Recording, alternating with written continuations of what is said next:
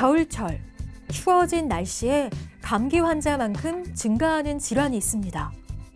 국내 중년 여성 인구의 40%가 경험한다는 요실금인데요. 자기 의지하고 상관없이 소변이 새는 거죠. 운동하려고 하고 있고 아니면 그냥 일을 하고 있는데 뭐 재채기를 해서 소변이 새거나 아니면 그냥 화장실 가는 길에 미리 새면은 본인 의지하고 상관없이 새는 그런 질환입니다. 자신의 의지와 상관없이 소변이 흐르는 현상이 반복되는 요실금. 무거운 걸 들거나 운동할 때, 기침이나 재채기에도 갑작스럽게 나타나는 요실금 증상 때문에 곤란을 겪거나 당황하곤 하는데요. 이를 부끄럽게 여겨 병원 방문을 꺼리고 방치하다 증상이 악화할 수 있어 주의가 필요합니다. 겨울철 더욱 심해지는 요실금.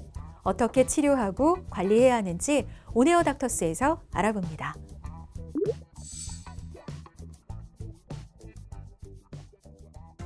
활기찬 일상을 방해하는 말무탈 고민, 요실금의 모든 것. 비뇨의학과 전문의 소성민 원장과 함께 자세히 알아봅니다. 배뇨는 매일 몇 차례씩 일어나는 정상적인 생리 현상이자 기본적인 생체 활동인데요. 콩팥에서 생성된 소변은 요관을 따라 방광에 모이게 되는데 방광 내 감각신경에 의해 소변이 찬 것으로 느껴지면 반사적으로 방광이 수축해 소변을 배출하게 됩니다. 이 요도에는 열리고 닫히는 조임 근육이 있는데 소변이 저장될 때는 조여져 소변이 밖으로 흐르지 않게 하다가 배출이 필요할 때 열리게 됩니다.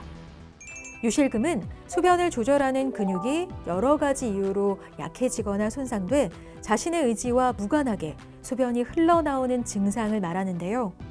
이 때문에 생활에 불편을 겪고 위생에 문제를 일으키게 됩니다.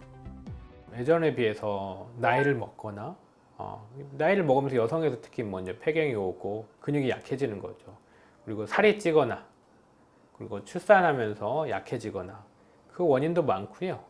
남성이 같은 경우 수술하고 나서 전립선 수술했는데 이후에 소변이 새거나 등등 여러 가지가 많이 있고 원인도 다양합니다. 건강보험 심사평가원 통계에 따르면 2020년 요실금으로 병원 진료를 받은 환자는 약 12만 명이며 이 중 여성 환자가 약 11만 명으로 90%를 차지했고 나머지 10%가 남성 요실금 환자로 여성 발병률이 아주 높은 질환인데요. 나이별 여성 요실금 환자 수를 살펴보면 50대 중년이 가장 많았고 그 다음 40대, 60대, 70대 순으로 이어지며 임신과 출산, 폐경과 노화 등의 과정을 겪으면서 요실금을 호소하는 여성이 늘고 있습니다.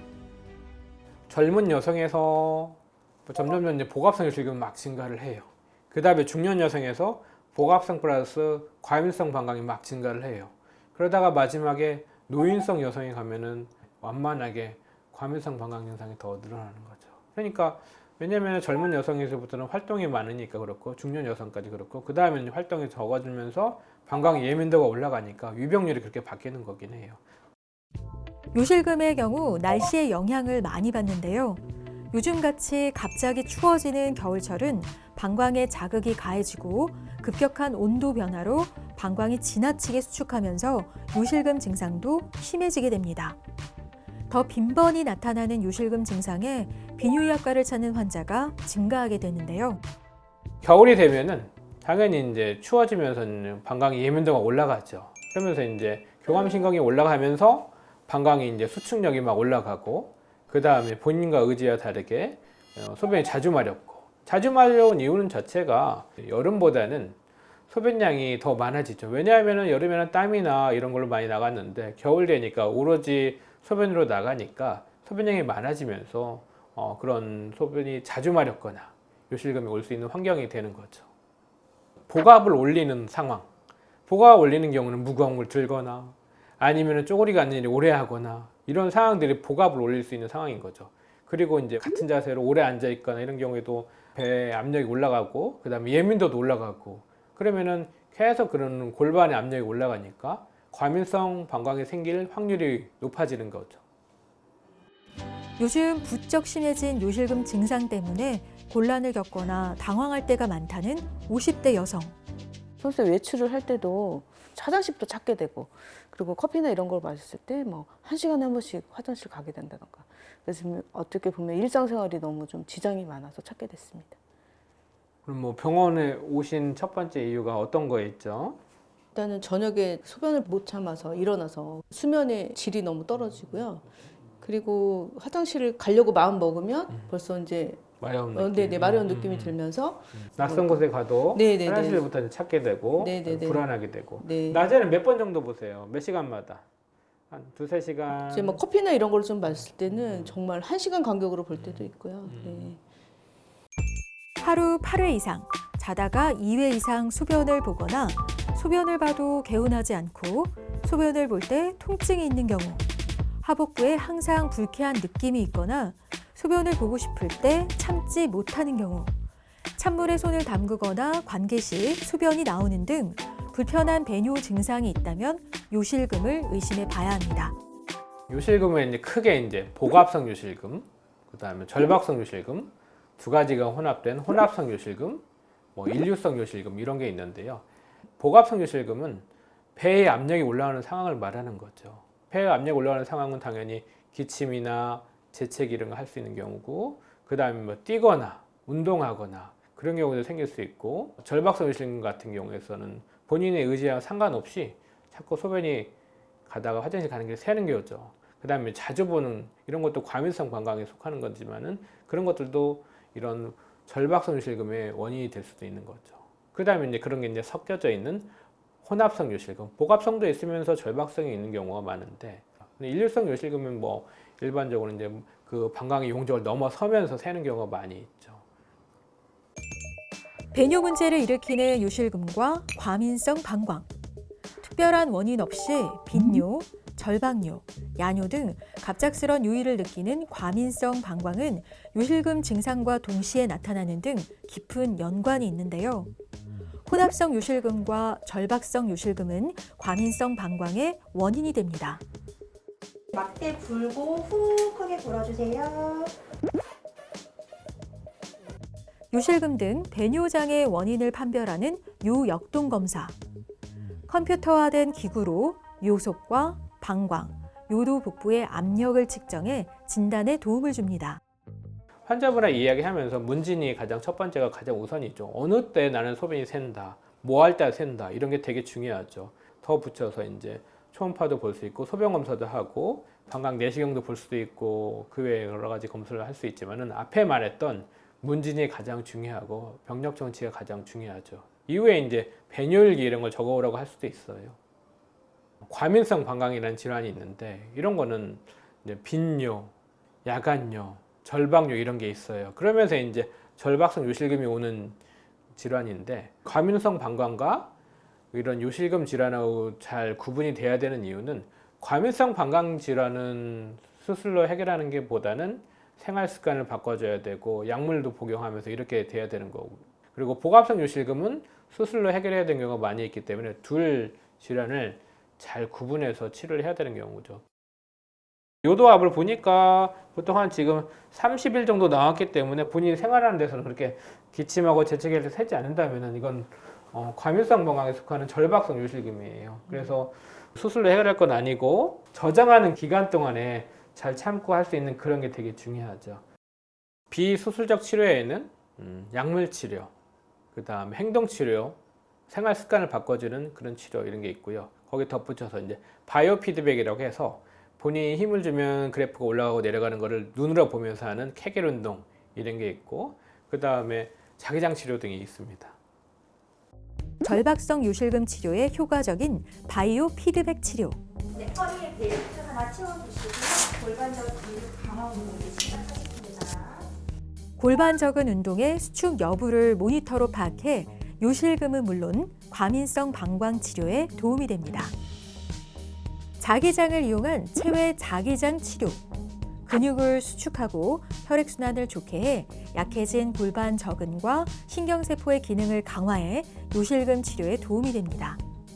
그 부위가 이제 습하고 그러면서 염증 같은 게 생길 수가 있겠죠. 뭐 질염이나 더 심하면요 요도염, 방광염도 생길 수도 있고요. 자꾸 이제 소변이 새고 하니까 본인한테 냄새 나고 이런 생각이 드니까 심리적으로 위축이 오는 거죠. 심리적으로 위축이 오니까 당연히 사회생활이 좀 어려워질 수 있고, 실제로 이것 때문에 밖에 나가 계시는 분들이 꽤 되세요. 가족들에게조차 말하기도 힘들어하고요. 요실금 중에서 아까 말했던 이제 복합성 요실금이나 복합성 요실금 두 가지가 섞여 있는 그런 혼합성 요실금 경우에는 수술로 치료를 하죠. 복합성 요실금 말 그대로 배의 압력이 올라가는데 요도가 그걸 견디지 못하니까 관략근이, 그러니까 그 요도 중부 요대에 관략근의 힘을 보태주는 게 요실금 수술의 키포인트죠. 요실금 증상이 심하거나 비수술 치료로 효과가 없는 경우 수술을 고려해야 하는데요. 요실금 수술은 인체에 해가 없는 특수 메쉬 테이프를 사용해 방광경으로부터 중부 요도까지 요도 관략근을 지지해 요실금을 근본적으로 치료합니다. 요실금 수술은 예전에는 뭐 본인 복직근을 떼어다 수술도 하고 아니면 사체에서 그걸 떼어다 수술도 많이 했는데, 지금은 이제 다 모두 다 외부에 있는 메쉬를 댔다가 하는 수술로 바뀌었어요. 무조건 요실금이라고 해서 수술하는 게 아니고, 그렇기 때문에 진단이 정확해야 되고, 그 다음에 이제 수술하기로 마음 먹었다 하면은 본인이 먹는 약 이런 거, 특히 이제 아스피린 계열 약, 고혈압 약 이런 걸 잘 챙겨서, 아스피린 계열 약은 일주일 정도 끊어야 되고, 뭐 당뇨약 이런 것들도 다 조절해서 약을 드셔야 되죠. 그리고 나서 수술을 하고 나서도 바로 일상생활 복귀는 가능하지만 어느 정도 휴식할 수 있는 기간이 필요하니까 그걸 조율하는 게 중요합니다.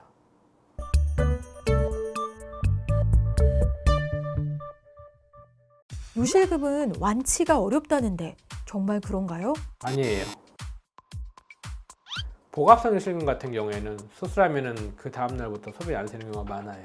하지만은 환자분들한테 이게 복합성 요실금인지 과민성 방광인지 혼합성 된 건지 이런 걸 다 명확히 구분하고 진단 후에 치료를 해야 되죠. 과민성 방광에 절박성 요실금을 가지고 있는데 잘못 진단해서 수술해서 여전하다는 걸로 있는 경우가 많아요. 그렇기 때문에 정확한 진단이 필요한 거죠. 방광염에 자주 걸린 사람은 요실금 발병률도 높다는데 정말 그런가요? 아니에요. 방광염은 말 그대로 방광에 염증이 생기는 거죠. 소변이 지저분하고 어떤 이유에서 균이 들어와서, 특히 이제 대장균들이 많이 들어오는데 그런 경우에 있어서는 방광염이 오죠. 그렇지만 이게 자주 온당해서 요실금이 원인이 되는 뭐 관략근이 약해지거나 방광이 뭐 예민해지거나 뭐 그런 건 아니에요. 출산 후 많이 발생하는 요실금, 제왕절개하면 예방할 수 있다는데 맞나요? 그렇지는 않아요. 그러니까 제왕절개도 크게 두 가지 있죠. 계획된 제왕절개를 한다면은 요실금, 복합성 요실금이 줄어들긴 해요. 그런 논문도 있고. 그렇지만 대부분 다 자연분만을 뭐 트라이 하다가 제왕절개 하는 경우도 많이 있기 때문에 그런 분들은 당연히 뭐 더 줄어든다고 말할 수는 없어요. 예를 들어서 절박성 요실금 같은 경우에는 이제 커피나 카페인 이런 걸 좀 줄여주는 거죠. 뭐 초콜릿도 그렇고 술도 알코올도 자꾸 방광을 자극하기 때문에 줄이는 거죠. 그러면서 이제 수분 섭취량도 본인이 먹는 양을 조절을 하는 거죠. 복합성 요실금 같은 경우에는 뭐 예방한다기보다는 보통 이제 비만을, 복부 지방을 좀 줄여줘야 되겠죠. 살이 찌면 찔수록 소변 새는 양이 많아지고 횟수도 늘어나고 그렇기 때문에 조절을 한다면은 그 다음에 복합성 요실금이 줄어들겠죠. 물론 당연히 근육에 이제 힘도 길러야 되니까 운동도 같이 하면서 케겔 운동 이런 것도 당연히 하게 된다면은 복합성 요실금도 더 줄일 수 있어요. 특히 요일을 참지 못하고 화장실을 자주 찾는 절박성 요실금의 경우 방광 훈련 방법이 도움이 되는데요. 먼저 배뇨일지를 써서 자신의 배뇨 간격을 체크하고, 배뇨 간격이 3-4시간이 안 된다면 15에서 30분간 소변을 참아보고, 이것이 익숙해지면 시간을 점차 늘려 3-4시간으로 배뇨 간격을 맞추는 훈련을 해보는 게 좋습니다. 또한 발꿈치 들어올리기, 고양이 자세, 엉덩이 들어올리기 등의 골반적인 강화 운동을 하루 3번, 15회씩 반복해 꾸준히 실천하면 요실금 예방과 관리에 효과적입니다. 환자분들이 수술하면 나아진 줄 알고 오시긴 해요. 물론 이제 그런 분도 많이 계시고, 그렇지만 이제 수술을 할지 아니 뭐 다른 치료를 할지 결정은 진단이 정확해야 되죠. 무조건 막 수술한다고 해서 다 좋아지는 거 아니고, 무조건 약 먹는다고 해서 다 나빠지는 거 아니고, 그렇기 때문에 환자분들이 정확하게 진단할 수 있는 병원을 찾는 게 되게 중요해요. 겨울철 악화하기 쉬운 요실금. 자신도 모르게 갑자기 소변이 흘러나오는 증상으로 몸과 마음이 위축되기 쉬운데요. 요실금은 원인과 종류가 다양하고 그에 따른 치료법이 달라지는 만큼 정확한 진단과 맞춤 치료가 중요한데요. 자신에게 맞는 요실금 치료와 적극적인 예방과 관리로 요실금의 두려움에서 벗어나 활기차고 자신 있는 생활 하시기 바랍니다.